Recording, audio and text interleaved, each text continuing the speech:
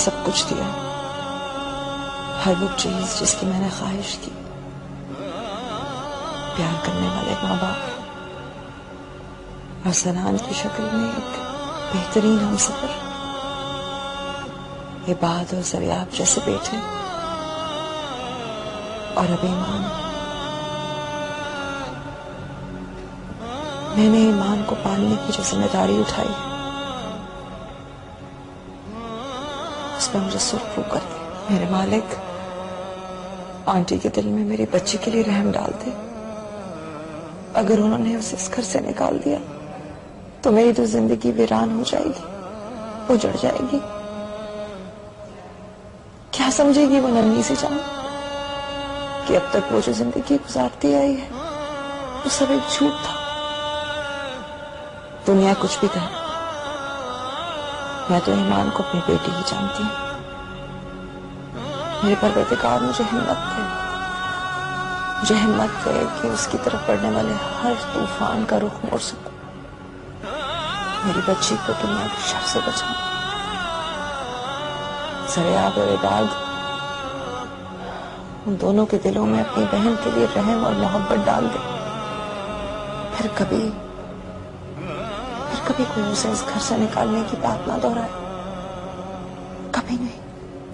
मेरे मालिक, मेरे परवरदिगार, मेरे बच्चों को तमाम दुखों से, तमाम परेशानियों से दूर रखना, दुनिया के शर से महफूज रखना, अपनी हिफ्ज़ व अमान में रखना। या अल्लाह, दुख से दूर रखना। अच्छा, अब तुम्हारे भी कान भरने शुरू कर दिए उसने? नहीं दादू, मैंने खुद देखा था। जब मैं यहाँ से निकल रहा था तो वो रो रही थी। ड्रामे करती है वो, मक्कार लड़की, सिर्फ ड्रामा कर रही थी। दादू, आपको क्या वो अच्छी नहीं लगती? अच्छी? एक आंख नहीं भाती हमें वो। कुछ नहीं लगती है वो लड़की, ना तुम्हारी ना हमारी, समझे? लेकिन वो तो हमारी बहन है और मम्मा पापा उसको बहुत प्यार करते हैं। उन्हीं का किया धरा है ये। वो तो प्यार करेंगी ना। तुम सेब खाओ। हद है भाई, अपने खून को पूछना नहीं और दूसरों की औलाद के बारिश सकते हैं।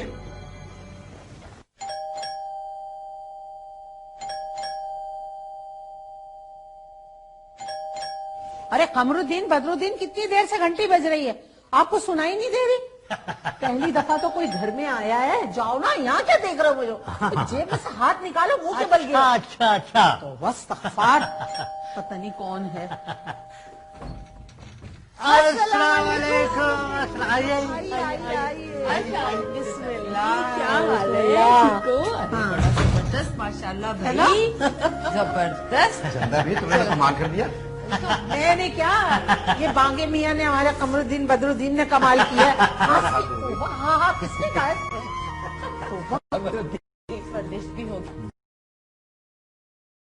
नहीं वाह कमरुद्दीन, बहुत ही उम्दा घर है माशाल्लाह। चंदा भी, ये वाला सोफा कहाँ से लिया आपने? आपने नहीं बताया था? मदीना मार्केट, वहीं गए थे इनको लेके, वहीं से। बहुत ही उम्दा घर है माशाल्लाह। चंदा भी, ये वाला सोफा कहाँ से लिया आपने? आपने नहीं बताया था? मदीना मार्केट, वहीं गए थे इनको लेके, वहीं से लिया है। अरे चुप।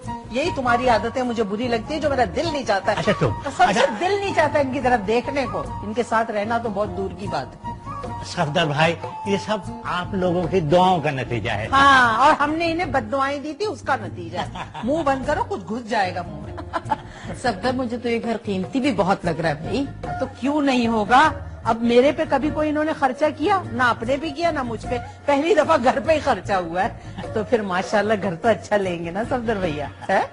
तुम जाओ ना, चाय बनाओ। ये चंदा भी बिल्कुल अभी चाय वाय नहीं बनाएंगे। नहीं, बिल्कुल भी नहीं। ये रुखसत होकर नहीं आई है अभी इस घर में, ये सिर्फ डेकोरेट कर रही है इस घर को। क्या मतलब है तुम्हारा? भाई मतलब ये कि आप पहले सलाउद्दीन और उसकी बीवी को ले आइए इस घर में। नहीं सफदर भाई, देखो अब मेरी साइड लेते लेते एकदम तुमने पड्डा कर दिया। मैं नहीं रहूंगी बहुओं के साथ, साफ बता रही हूँ, घर छोड़ के चली जाऊंगी मैं। अरे नहीं भाई, वो यहाँ रहने के लिए थोड़ी आ रही है। भाई जिस दिन तुम रुखसत होकर आओगी उस दिन वो खाने वगैरह पकाएगी। उसे कह देना 2-4 दिन में चली जाए वो। तो और क्या भाई, थोड़े दिन यहाँ रहो, उसके बाद घर संभाल लेना। वो लोग कौन सा यहाँ रहने वाले, फिर आराम से रहते रहना मजे से। Very good very good. फिर मुंह खोला तुमने। अरे बात तो सुनो ना। हाँ। सफदर भाई की ये बात मुझे बहुत अच्छी लगी। अब ऐसा ही होगा। हाँ ऐसा ही होगा। इंशाल्लाह। बस ससुर ये सही तय हो गया अभी। हाँ चंदा जी माशाल्लाह आपने लाउंज तो कर लिया, सेट है बहुत उम्दा। बेडरूम का क्या हाल है, वो भी हो गया? औरत का घर कौन सा।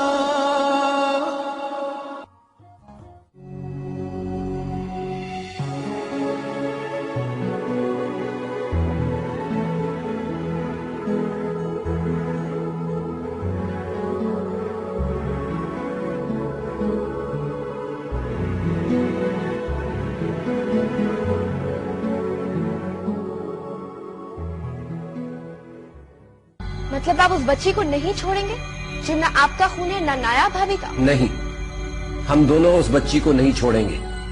इसलिए नहीं कि वो हमारा खून नहीं है, इसलिए कि वो हमारी नेकी है, और नेकी को किसी को भी नहीं छोड़ना चाहिए।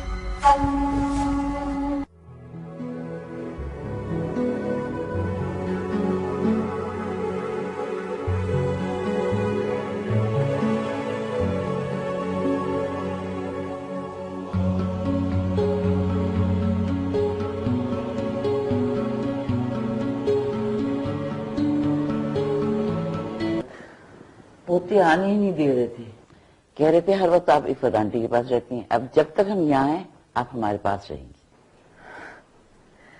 कितनी खुश नसीब हैं आप, आपके पोते आपका इतना ख्याल रखते हैं। हमें देखिए भरे घर में अकेले पड़े। अब तो जरा आप भी पास आके नहीं बैठता, जरा ख्याल नहीं कि दादी अकेली पड़ी है। आप यहाँ थी तो कम से कम आते जाते कोई ना कोई बता देता था कि फलानी जगह जा रहे हैं, यहाँ से आ रहे हैं। अब तो मैं कदमों की आहट से पहचानती हूँ कि हाँ अब जा रहे हैं, अब कहीं से आए हैं। बेटा यही बातें थी जिसके लिए हम तुमसे कहते थे। तुम्हारे अकेलेपन की वजह से हम खौफजदा थे, लेकिन तुमने हमारी कोई बात नहीं सुनी। अच्छा ये बताओ तबीयत कैसी है तुम्हारी, डॉक्टर के पास गई थी? अब तो अरसलान ने ये भी चालाकी की है ना, 15 दिन की दवाइयाँ इकट्ठी ला देता है ताकि 15 दिन के बाद ही निकलना हो। नहीं बेटा उसकी मसरूफियात होंगी। हाँ हाँ, ये एक झुंझुना जो हाथ आया हुआ है बच्ची के नाम पे। अच्छा ठीक है, मैं चाय का कह के आती हूँ, बहुत देर से चाय नहीं पी।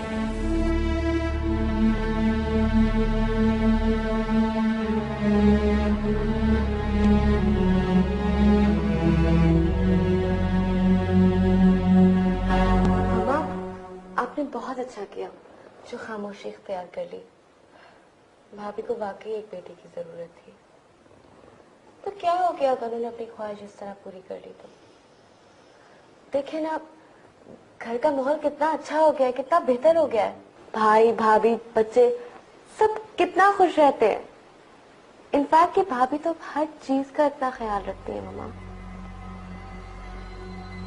अगर औरत की कोई ख्वाहिश पूरी ना हो सके ना मामा तो एक कसर रह जाती है।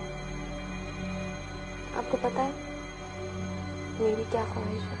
क्यों, तुम्हारे दिल में क्या है? तुम्हारी तो हर ख्वाहिश पूरी की है मैंने। नहीं मामा, मुझे आपसे कोई शिकायत नहीं है। आपने तो मेरी हर जायज नाजायज ख्वाहिश पूरी की है। मुझे शिकायत तला से है। मामा वो और शोरों की तरह बिल्कुल नहीं है, मुझसे अपनी कोई बात शेयर नहीं करते। अगर कोई परेशानी है मुझे कभी कुछ नहीं बताते वो। मुझे तो ये तक नहीं पता मामा उनका बिजनेस क्या है, कैसा है, किसका है। बस अब आके ये कह दिया कि हमारा बिजनेस लंदन में सेट हो गया और हम वहां पे मूव हो जाएंगे। तुम भी चली जाओगी? लो, मैं तो बिल्कुल ही अकेली हो जाऊंगी। अब तो ज़रियाब और इबाद भी मेरे पास आकर नहीं बैठते। माँ ने उन्हें ऐसा बच्ची में लगा के रखा है, फुर्सत ही नहीं मिलती उन्हें। मानी बीबी चली गई, एक तुम्हारा दम था।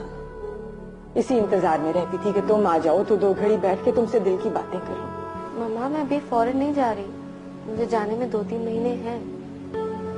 पर अगर चली गई फिर वापसी का पता नहीं कब आना हो। ये सब कुछ किया था ना मामा मेरी सास का है। कहती है उनके शौहर की डेथ के बाद अब उनका दिल नहीं लगता यहाँ। जाओ जाओ, जाके देखो अजान कहीं बच्ची से ना खेल रहा हो। बुलाओ उसे यहाँ। लेके आओ।